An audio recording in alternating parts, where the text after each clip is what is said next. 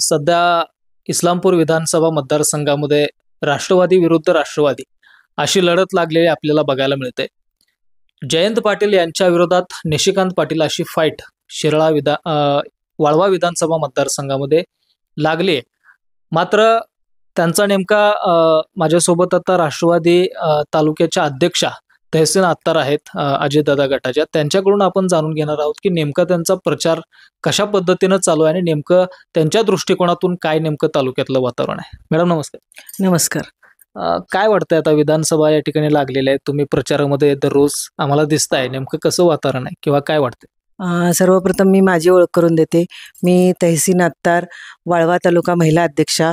आमचे माननीय केदारदादा पाटील यांच्या नेतृत्वाखाली आम्ही काम करत आलोय आणि काम करत राहणार आहे. आणि आमचे अधिकृत उमेदवार राष्ट्रवादी काँग्रेस पार्टीचे अजितदादा गटाचे अधिकृत उमेदवार माननीय निशिकांत दादा भोसले पाटील यांचा मी म्हणजे अगोदरच सांगते की 20 तारखेला मतदान होऊन गुलाल 23 तारखेला हा आपलाच असला पाहिजे आणि होणार आहे. ही क्रांती फक्त आणि फक्त वाळवा तालुक्यात होणार आहे. 35 वर्षाचा इतिहास इथं मोडीत काढण्यात येणार आहे आणि 23 तारखेचा गुलाल हा आमचाच असणार आहे. आता तुम्ही प्रचारासाठी फिरताय पूर्ण तालुक्यामध्ये, काय वाटतंय नेमकं वातावरण? म्हणजे तुम्ही मतदारांपर्यंत त्या ठिकाणी पोहोचत असता, काय त्यांच्याकडून जाणवतंय? मतदार माझ्या माता भगिनी म्हणजे माझ्या लाडक्या दादांच्या बहिणी असतील, आमच्या अजितदादांच्या बहिणी असतील, मुख्यमंत्र्यांच्या लाडक्या बहिणी असतील. महिलांची दिवाळी ही आमच्या लाडक्या भावांच्यामुळे झालेली आहे आणि आमच्या निशिकांत दादांना फक्त महिलाच क्रांती घडवून आणतील आणि हे प्रत्येक गावात दिसून आलेलं आहे. कारण प्रत्येक महिलेला आज त्या गोष्टीचा लाभ झालेला आहे आणि त्या महिलेच्या चेहऱ्यावर आनंद सुख दिसतंय आणि प्रत्येकाच्या चेहऱ्यावर ते बोललं जातंय. आणि त्यांची आम्ही ज्यावेळेस संवाद साधला त्यावेळेस त्यांनी सांगितलं की आम्ही आमच्या निशिकांत दादांनाच मतदान करणार आहोत आणि यावेळेस घड्याळ हे निश्चित आहे. तर तुम्ही एक जबाबदारी त्या ठिकाणी व्यक्ती आहात. महाविकास आघाडीच्या माध्यमातून पण सांगितलं जाते की आम्ही येणाऱ्या काळामध्ये 3,000 रुपये देऊ. तुम्ही महिलांना 1,500 रुपये दिलेला त्या ठिकाणी उल्लेख केला. या बाबतीत तुम्ही काय बघताय, कसं बघताय? मला सांगा, महाविकास आघाडीचे जे नेते आहेत, आमचे विद्यमान आमदार जयंत पाटील साहेब म्हणतायत की आम्ही 3,000 महिलांना देऊ.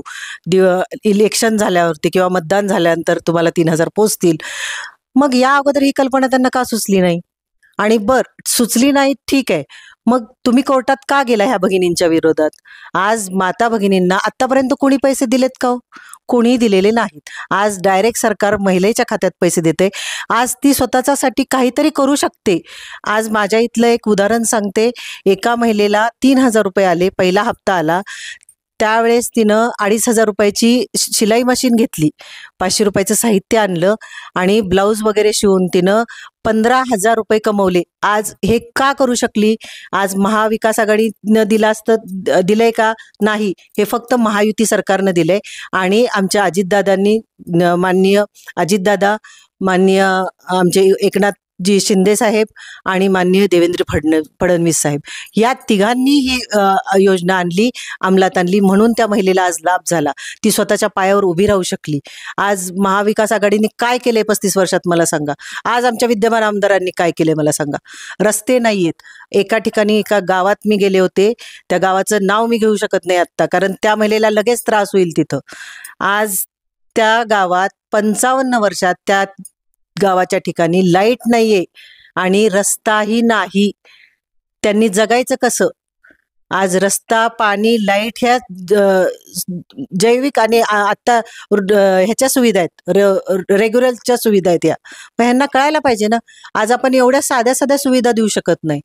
मग आपण कसा म्हणतो की विकास झाला आणि कुठल्या अँगलने म्हणतो की विकास झाला? विकास झाला असता तर तो दिसला असता. मी बारामतीची लेक आहे, अजितदादांची लेक आहे. मी सांगते, आज अजितदादा 30 वर्षात जर एवढा विकास करू शकतात, मग ह्यांना 35 वर्षात तो का करता आला नाही? 30 वर्षात त्यांनी एवढं छान, आज बारामतीचं बस स्टँड बघा, बस स्टँडवर गेल्यावर वाटते दुबईला गेल्यासारखं वाटतंय. हे जे आहे हे कोणी केले? अजितदादांनी केले आणि अजितदादांची साथ आमच्या निशिकांत दादा भोसले पाटील यांना लाभणार आहे आणि नक्कीच बारामतीच्या धर्तीवर इस्लामपूरचा हा विकास छान आणि अगदी बारामती सारखाच होईल. या ठिकाणी राष्ट्रवादी पहिली राष्ट्रवादी होते, ते म्हणजे शरदचंद्र पवार यांची. मात्र आता अलीकडच्या काळात बघायला तर अजितदादांची राष्ट्रवादी इथं प्रथमच येते. काय वाटतं, किती रिस्पॉन्स तुमच्या पक्षाला आहे? अजितदादांची राष्ट्रवादी इकडं अजून थोडेसे पसरलेले नाही, पण जेव्हा निशिकांत दादा आपल्याकडे आलेत त्यांच्याबरोबर बऱ्याच जणांनी प्रवेश केलेला आहे. अगदी संजय अण्णा कोरे असतील, जे जयंत पाटील साहेबांबरोबर 45 वर्ष त्यांच्याबरोबर ते होते, त्यांनी सुद्धा त्यांची साथ सोडली. का सोडली हो? काहीतरी त्रास होत असेल म्हणून त्यांनी सोडली ना. मग संजय अण्णा कोरेंनी ज्यांच्यासारखे लोक त्यांची साथ सोडत असतील तर आज ह्यांना विचार करण्याची वेळ आहे की आपलं कुठंतरी चुकतंय. आज चांगली चांगली माणसं सोडून जात आहेत तर कुठंतरी चुकतंय, हे ह्यांनी समजून घेतलं पाहिजे. अशी बरीच उदाहरणं आहेत.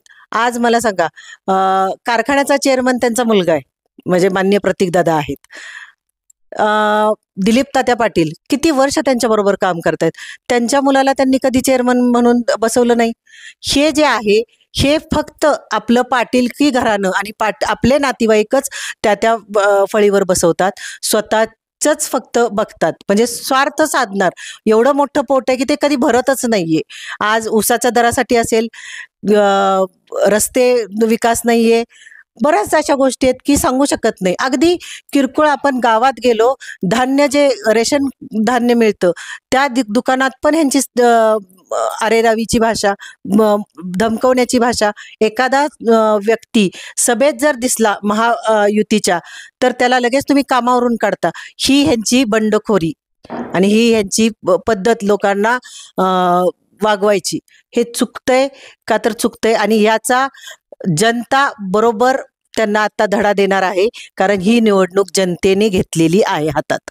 आणि प्रत्येक गावात आज 57 गावात आम्ही फिरलोय. 57 गावात महिला असतील, पुरुष असतील, सगळ्यांच्या मनात फक्त आणि फक्त आपले निशिकांत दादा भोसले पाटील आहेत. त्यांनी आरोग्य दूत म्हणून कामही केलेलं आहे आणि ते प्रत्येक गावात पोचलंय. आज पाणंद रस्ते असतील, विकासाची कामं असतील, आज एका वर्षात त्यांनी जो निधी आणला 350 कोटी, आज तो सगळीकडे पसरलेला आहे आणि दिले गेलेले आहे. कामाची सुरुवात झालेली आहे. आणि महायुती सरकारनं तर आपल्याला लाडक्या बहिणींना ऑलरेडी पैसे दिलेले आहेत, म्हणजे त्यांना तो लाभ दिलाय. बळ द्यायचं काम आता महिला करतीलच.